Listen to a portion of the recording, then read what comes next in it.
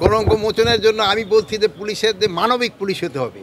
যেমন আগে কোনো কিছু ঘটনা ঘটলেই যেন তারা না হয়, আপনাদের সাথে ব্যবহার যেমন বলে না জনবান্ধব পুলিশ, এটা যেন জনবান্ধব হলে কিন্তু তাদের কলঙ্ক মুছে যাবে, জনগণের যদি বান্ধব হতে পারে। আগের মতো কিন্তু পুলিশ এরকম ব্যবহার করে না।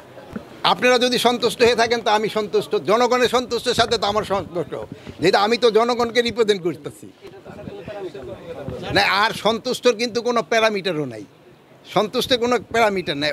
আপনি হয়তো কেউ হয়তো 2 টাকায় সন্তুষ্ট হয়, কেউ 2 কোটি টাকায় সন্তুষ্ট হয় না। এখন এই সন্তুষ্ট তো প্যারামিটার করতে পারবো না, বাট আমরা সর্বাত্মক চেষ্টা করে যাচ্ছি যেন সবাই একটা সন্তুষ্টের ভিতরে রাখতে পারি। কতটা উন্নতি হয়েছে এটা আপনারা আমাদের থেকে মাঠে ময়দানে থাকেন বলতে পারবেন। তা আমারটা মনে হচ্ছে যে উন্নতি হচ্ছে এবং হইতে থাকবে। কলঙ্কর কথা তো নির্বাচন আপনারা দেখছেন তো, 2-1জনটা কিন্তু আইনের আওতায় অলরেডি নেওয়া আনা হয়েছে।